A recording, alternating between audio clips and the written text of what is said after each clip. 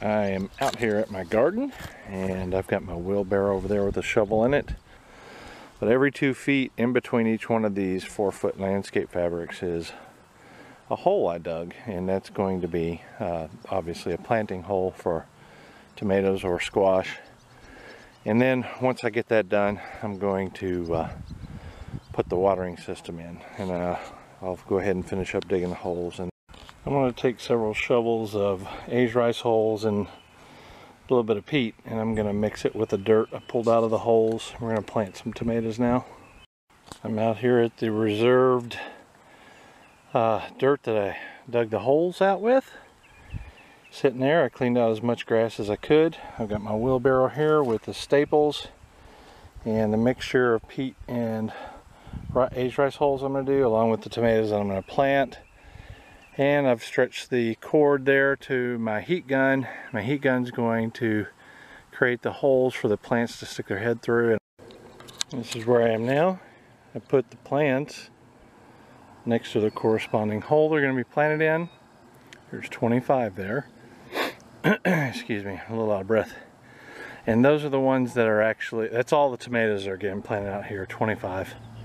The rest are in the greenhouse over there. But I've got some plastic here because it rained a lot last night and I don't want to get my butt wet. I got the drill for the watering system. I got the PVC for the watering system. It's going to be the same PVC watering system I did a video on, so you can do a search for that if you want to know how that's hooked up. I've got in the bucket there staples, and that's what the amended soil looks like. It's going back in the holes. Same exact soil mixed with what I showed you. All the plants are planted, and I put the tag next to, well, on the edge of each hole, so to speak, so I can reach in there and find out what it is if I need to. I laid out the cover piece here on top of the side piece, and I burnt little holes in it with the heat gun.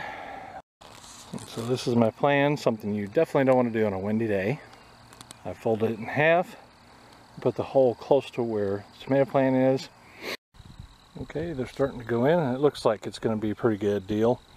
Now I'm going to stake this one not nearly as much because I need to move the watering line over and set that. Alright, the plants are in. It's starting to get dark, so it's time to head in for the day. But they're all in. You can see there's not a whole lot of place for weeds to grow.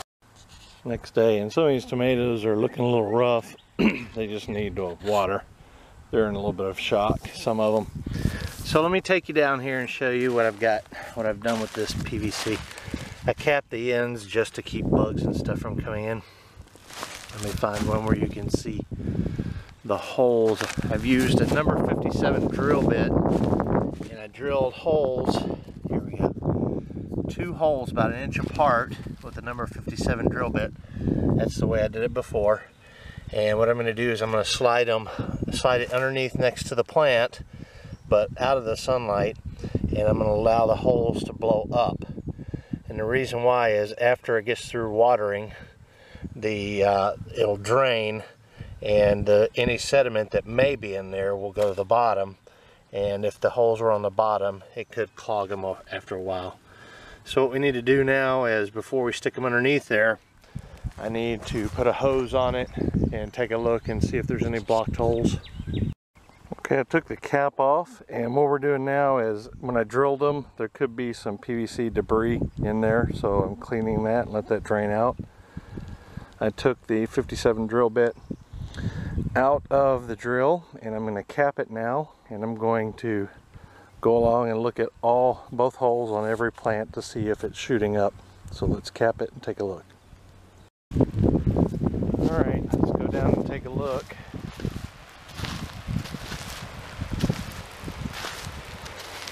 So far this one's a little bit. So I just take the drill bit and go in here, just kind of do that number with it. See, nice and straight now. And that just kind of helps remove bits and pieces. This one's shuddering a little.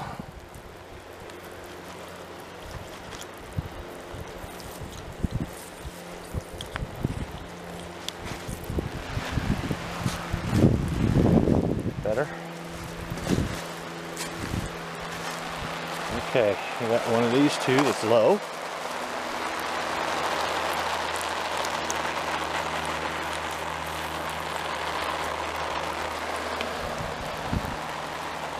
Better? Alright, it's looking good. So I can go back, I'll turn this down, and then I'll go back.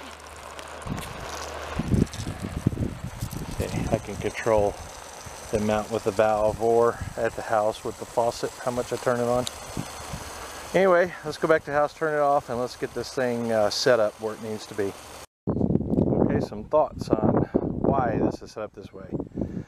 I use the number 57 drill bit, not only because I think it was the University of Kansas first showed it to me a few years ago, that I emulated, copied, and I put the 57 drill bit is a small hole. The bigger hole you put in it, the more pressure is required to get the overall system to water each plant evenly.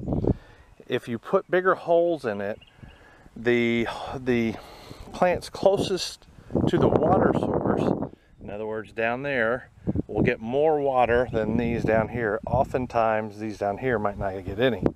So that's the reason for the small holes.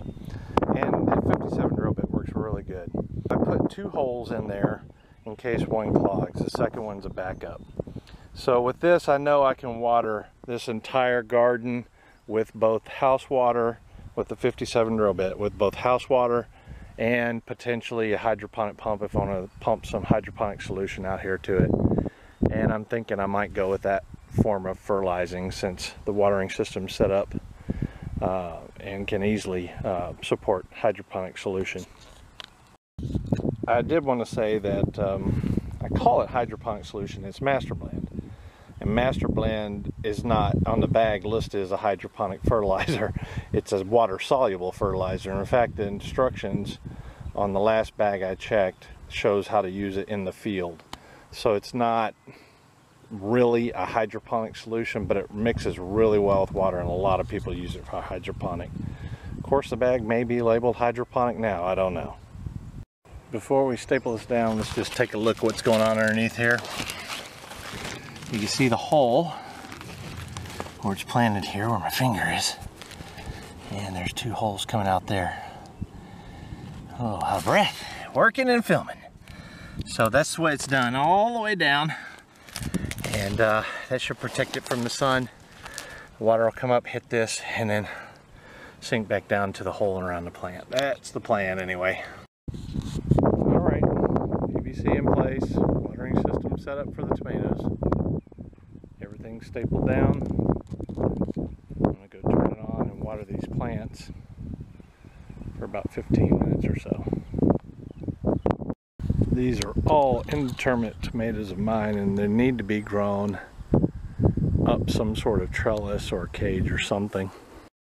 After the T-posts are set, I just took tomato twine and wrapped it around and made a trellis. It's not the prettiest, but it will work. Weak tomato plants that are falling, slipping through and whatnot, I use tomato clip to hold it up.